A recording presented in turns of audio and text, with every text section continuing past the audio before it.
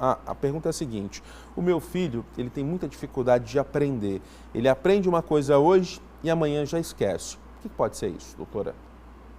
É uma possibilidade que ele possa ser uma criança que tem TDAH. Nem sempre a pessoa ela vai ter a agitação e a impulsividade.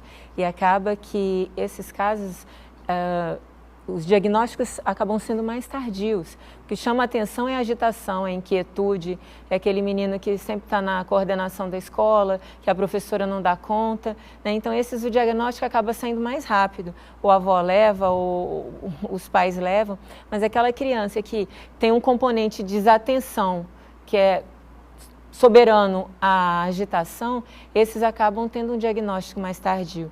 Então, é de se desconfiar e levar para uma análise melhor para verificar se ele não tem déficit de atenção.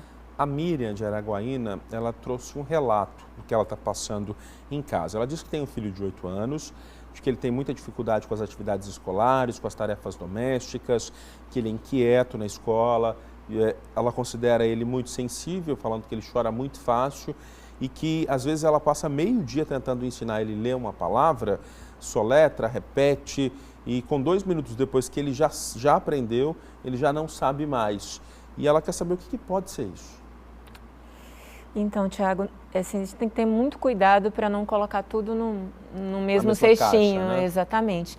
Dificuldades de aprendizado tem N causas além do déficit de atenção. Pode ser dislexia, por exemplo, né? Descalculia, enfim, tem outras possibilidades, pode ter uma deficiência intelectual.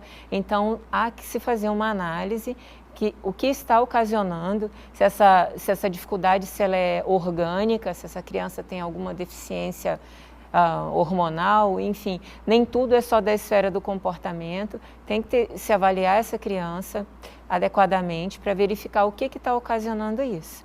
A gente não pode colocar tudo mesmo e generalizar que todo mundo que tem uma dificuldade de aprender tem déficit de atenção.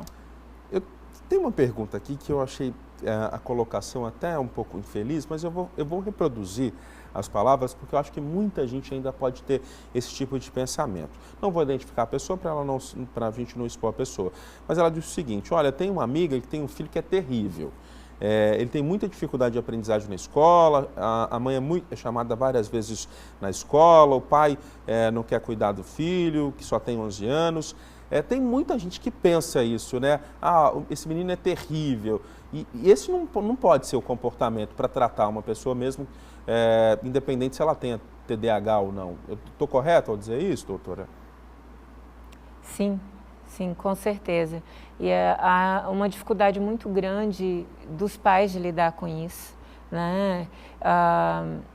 Às vezes a gente tem que encaminhar não só a criança para apoio psicológico, mas já tive a oportunidade de atender mães no meu consultório, que eu precisei ter uma entrevista com ela, já até medicar essa mãe. Mães que entram lá em desespero, se culpando, acreditando que ela está falhando como educadora, ou que ela está negligenciando, e os chamados na escola várias vezes, às vezes até a criança convidada a mudar de escola. Então isso é um transtorno muito grande para os pais, né? Claro que a gente não pode generalizar, tem aqueles pais que são dedicados, mas tem também aqueles que são negligentes, isso a gente não pode deixar de falar, mas há que se ter o cuidado, né? Quando a gente for falar sobre a criança, sobre o indivíduo, né? E principalmente se essa criança está ouvindo isso repetidamente: menino, você é terrível, menino, você é isso. Vai fazer muito mais mal do que a estima dessa pessoa vai lá para baixo, né? Então, o prejuízo emocional, além do que ele já tem que lidar, as dificuldades, né? O prejuízo que isso possa ocasionar para ele futuramente,